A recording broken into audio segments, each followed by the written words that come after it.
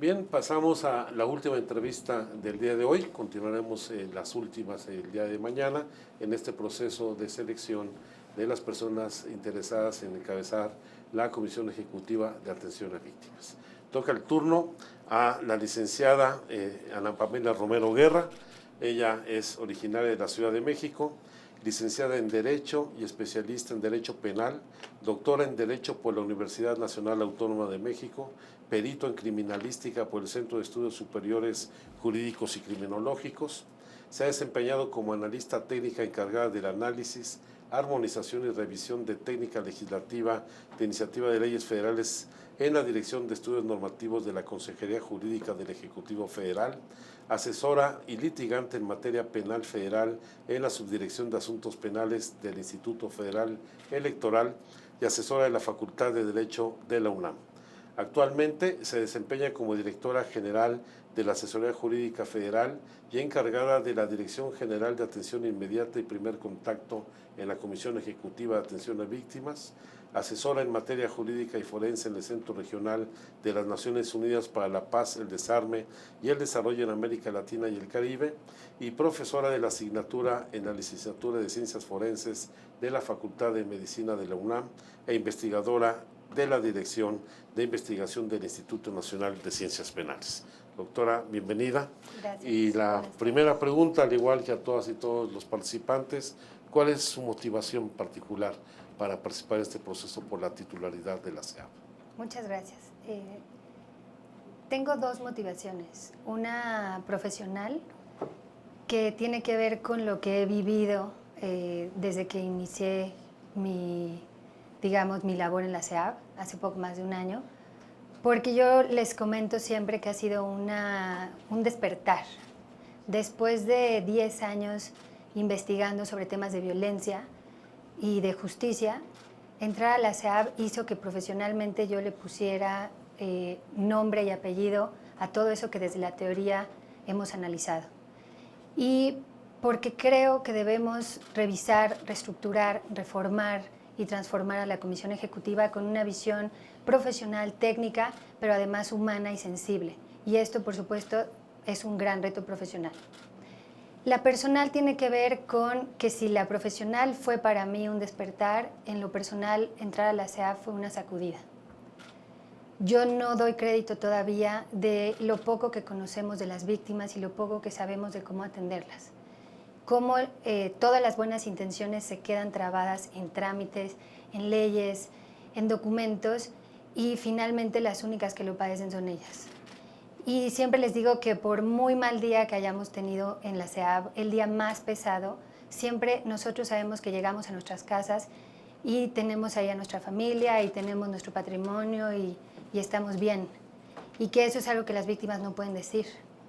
Y eso ha sido algo que día a día me ha hecho asumir un compromiso de realmente mejorar la atención que reciben y de que sean accesibles sus derechos, que sean reales, que sean detentables, que no estén nada más en el papel. Usted conoce a la SEAP en sus entrañas. Por eso, en el programa de trabajo que nos ha presentado, habla de la necesidad de incrementar la capacidad de reacción de la propia comisión, al mismo tiempo de que es necesario dignificar el trabajo del personal, profesionalizarlo e incluso crear un servicio civil de carrera y mejorar las condiciones laborales de quienes ahí participan. ¿Cuál sería el cambio más importante que requiere la comisión en estos momentos? Precisamente como lo mencionaba usted, subsecretario, fortalecer las capacidades, es decir, retomar el origen y la esencia de la Ley General de Víctimas y de lo que la comisión fue creada, el objetivo para el cual fue creada, que tengamos una capacidad inmediata para reaccionar y asistir de manera integral, profesional, sensible y cercanamente, y que podamos otorgar de manera inmediata también todos los servicios, poner a disposición todos los servicios y derechos a las víctimas. Esa, digamos, se puede hacer de muchas formas, pero de manera inmediata, ¿cuál sería el cambio principal? Tenemos que hacer una reestructura de los recursos que tenemos en la actualidad. Si bien debemos de planear la justificación y obtención futura de más y mejores recursos, ahorita lo que necesitamos es reorientarlos hacia las áreas operativas, fortalecerlas y dignificarlas. Es decir, tenemos que cuidar de aquellos, de quienes cuidan de las víctimas, para que seamos aliadas de las víctimas. Vinculado con este tema, ¿cómo implementar usted nuevas relaciones, no solamente en la rendición de cuentas, sino en la participación de las víctimas o de los colectivos o organizaciones que los representan? Precisamente en el plan de trabajo hago la propuesta de que se establezcan mesas de trabajo constantes para rendición de cuentas, para transparencia y también para la toma de decisiones. Es decir, que las víctimas sepan cómo se están tomando en cuenta las decisiones, cómo se están utilizando los recursos, de qué manera se están haciendo los trámites y si hay cambios, qué es lo que sustenta estos cambios y con qué visión y con qué objetivo se hacen estos cambios. Entonces, instalaría mesas de trabajo con colectivos, mesas de trabajo con víctimas en lo individual y mesas de trabajo con la sociedad civil, que por supuesto ha sido un papel fundamental en los derechos de las víctimas. De las preguntas que han formulado los colectivos y organizaciones de la sociedad civil, le formulo la siguiente. ¿De qué modo va a facilitar el acceso al Fondo de Ayuda, Asistencia y Reparación Integral para quienes quieren tramitar no solo las ayudas de despensa y alojamiento, sino la reparación integral? ¿Y qué haría para mejorar el acceso en general a dicho fondo?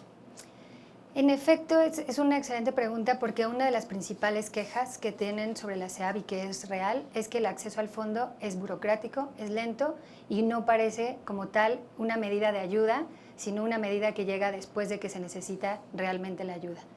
Lo primero es revisar una vez más, aunque digamos se ha estado haciendo, revisar e identificar dónde están estos obstáculos, tanto en la ley como en, digamos, las normas secundarias, los lineamientos, y también en las malas prácticas que por supuesto se han generado vicios en los cuales estamos pidiendo requisitos que simple y sencillamente hacen más lento todo.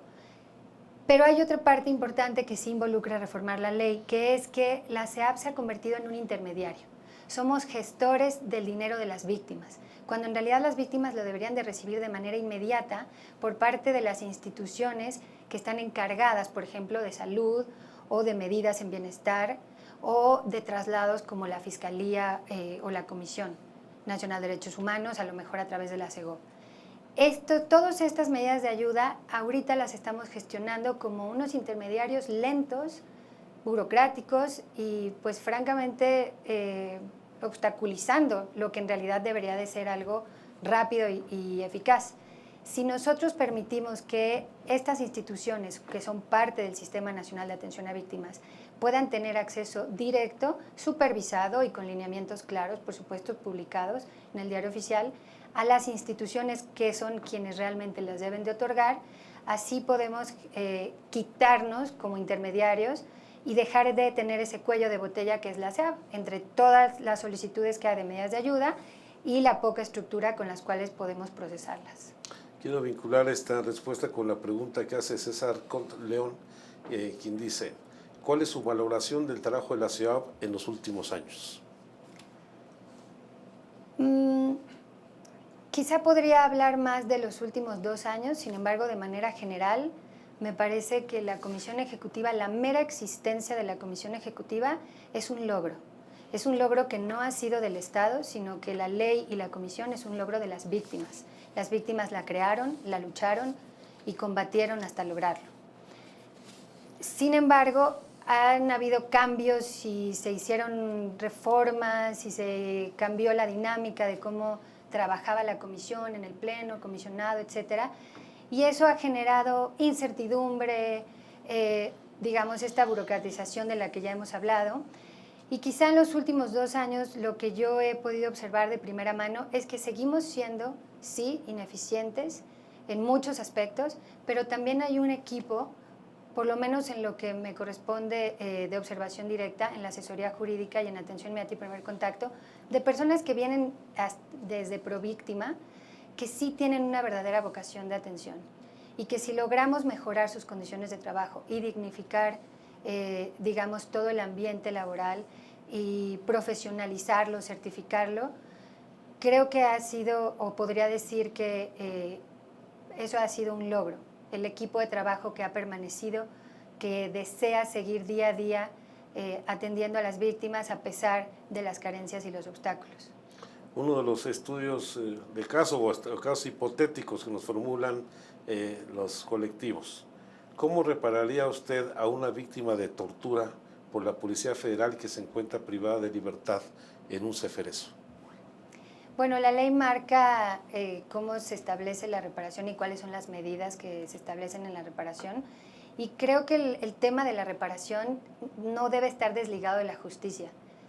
Quizá la SEAP debe de replantearse que no solo nos debemos de enfocar en esta reparación que establece la ley, sino garantizarle a esta víctima que pueda acceder a la justicia a través de una asesoría jurídica sólida que la represente dignamente y que haga que realmente lleguemos a una sentencia condenatoria y por supuesto de ahí establecer un plan de reparación junto con la víctima que no solamente esté enfocado en la compensación, sino que todas las demás medidas estén pensadas para que la persona pueda retomar su proyecto de vida y de alguna forma muy personal superar el hecho victimizante.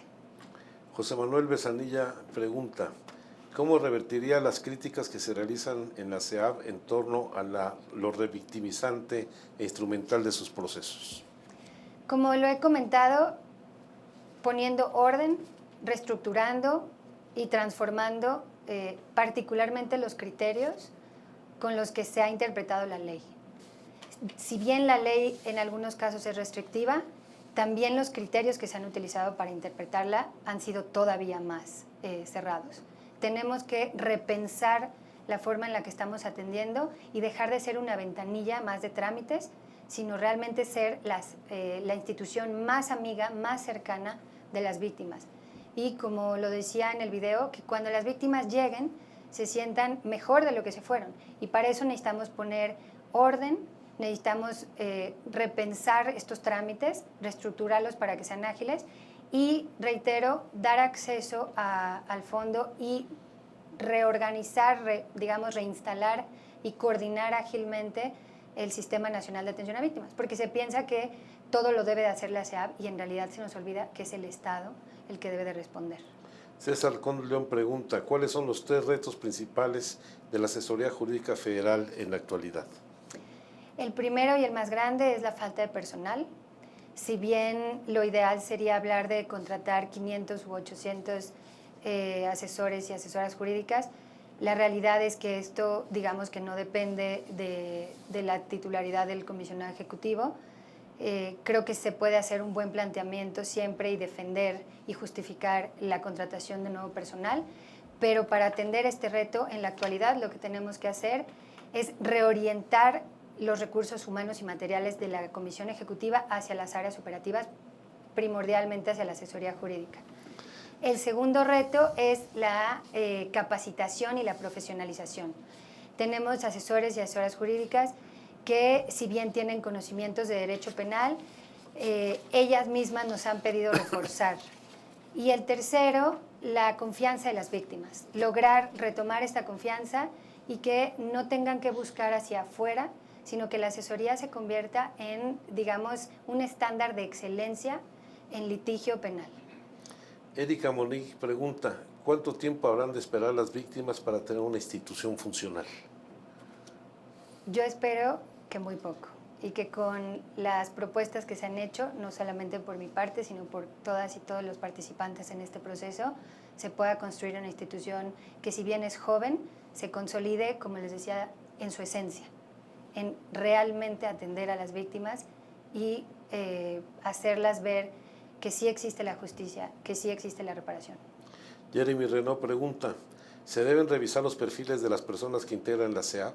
¿Cómo procedería para asegurar que los integrantes de la SEAP tengan un perfil adecuado? En efecto, se deben de revisar los perfiles. Esto es parte de lo que les comentaba, que se debe de profesionalizar a las personas que tienen una atención directa con las víctimas. Actualmente la SEAP acaba de publicar su estándar de competencia y es importante empezar de inmediato con el proceso de certificación en las diferentes áreas, en trabajo social, en medicina, en psicología y, por supuesto, en las abogadas y abogados que representan a las víctimas. Celia Soa pregunta, ¿qué acciones en concreto implementaría para abatir el rezago de atención y seguimiento de casos de personas víctimas y mejorar la operación de las oficinas estatales de la SEAP?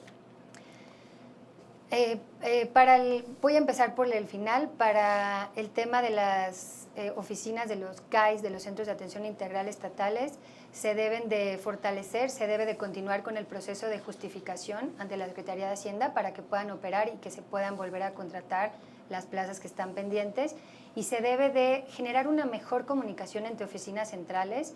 Una queja constante de las víctimas y de los mismos titulares de los CAIS es que la información tarda mucho en llegar de oficinas centrales y en difundirse de manera clara y oportuna. Esto hace que haya víctimas que reciban una mejor atención en un estado que en otro. Esto es inaceptable. La oficina central debe de coordinar de manera impecable la forma en la que los CAIS funcionan, y debemos de defender la existencia de los CAIS.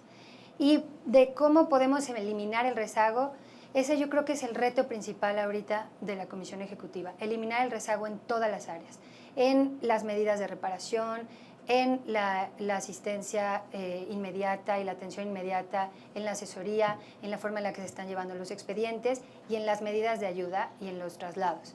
Tenemos que combatir también el rezago a la comprobación, que también es una obligación nuestra, y para eso necesitamos, reorientar los recursos. Hace rato les decía que es muy importante para la asesoría jurídica reorientar, y quizá no lo expliqué muy bien.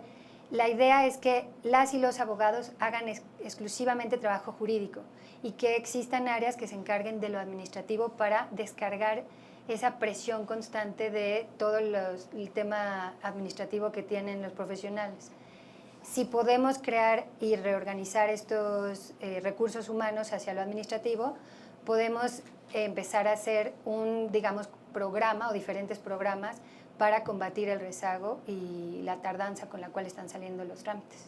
Estamos sobre el tiempo, pero quiero desahogar todas las preguntas que han llegado. Gracias. Es el compromiso que tenemos con quienes nos siguen en las redes. Y de manera muy concreta, Ángelo Naranjo Islas pregunta: ante las violaciones de derechos humanos suscitadas en el caso de Atenco, ¿qué pudo haber hecho la SEAP para proteger a las víctimas? La SEAP, desde el primer momento que tiene contacto con la autoridad o el caso o las víctimas, debe de atender de manera inmediata, integral y en este caso con perspectiva de género y enfoque diferenciado. Debió haberlo hecho de esa forma y de manera inmediata. Daniela G. Romo pregunta: en los meses que lleva como encargada de la comisión, ¿qué retos ha enfrentado y qué aportaciones positivas ha implementado? En realidad lo que, el encargo que tengo ahorita no es una figura como tal de encargada, sino una suplencia de la firma para el acceso a los recursos del fondo. No han sido quizá los meses más fáciles, porque estoy a cargo de las dos direcciones generales que atienden directamente a las víctimas. Sin embargo, lo que he intentado en este poco tiempo es conocer mejor a la comisión, salirme un poco de estas dos direcciones generales que me absorben por completo y empezar a acercarme a políticas públicas, a vinculación, a RENAVI y al CIE para comprender qué es lo que hace falta ahí y si debemos, también hacer un proceso de dignificación en esas áreas y cómo podemos reorientar los recursos para fortalecer. El CIE es un caso específico que también es un cuello de botella. Y me parece que es importante que empecemos a valorar el trabajo que se hace ahí, aceptando con humildad los errores que se cometen, pero reorientando los recursos para que se puedan mejorar. Jeremy Renaud pregunta: ¿cumple la Asamblea Consultiva de la SEAP con su función? Sí, en mi experiencia sí. Sin embargo, me parece que debemos de darle más fuerza y más voz y debemos de tener una mejor comunicación con la Asamblea Consultiva. Debemos de consultarle, valga la redundancia, prácticamente todas las decisiones que se tomen como comisionado o comisionado ejecutivo y que sean de verdad un brazo derecho del titular de la comisión. A todos y todas los participantes les he preguntado qué sería diferente, cuál sería el sello que imprimiría usted en su gestión. Aquí, ¿cuál sería la diferencia de la experiencia que tiene actualmente al caso de llegar allá a la titularidad de la SEAP? Pues quizá lo que soy en realidad. El sello sería una persona técnica, una persona que conoce bien la ley, que conoce bien los derechos humanos, que conoce bien los derechos de las víctimas, que conoce los procesos de justicia, una persona ordenada. El orden nos ayuda a mejorar profundamente y les quita esa incertidumbre a las víctimas de no saber dónde está su expediente, dónde está su asunto, con quién tiene que hablar, y una persona sensible. Pues doctora Ana Pamela Romero Guerra, agradecemos mucho su participación, Muchas gracias. los documentos, el programa de trabajo, los videos que nos ha hecho llegar, y estaremos informando del desarrollo y conclusión del proceso en los próximos días. Continuamos mañana. ¿A qué horas? 12. A las 12 horas nos encontramos de nueva cuenta en la tercera fase de entrevistas, con lo cual concluimos en gran medida el proceso de selección. Muchas gracias a quienes nos han apoyado a través de las redes con su seguimiento y sus preguntas. Buenas tardes. Gracias, subsecretario. A mucho gusto.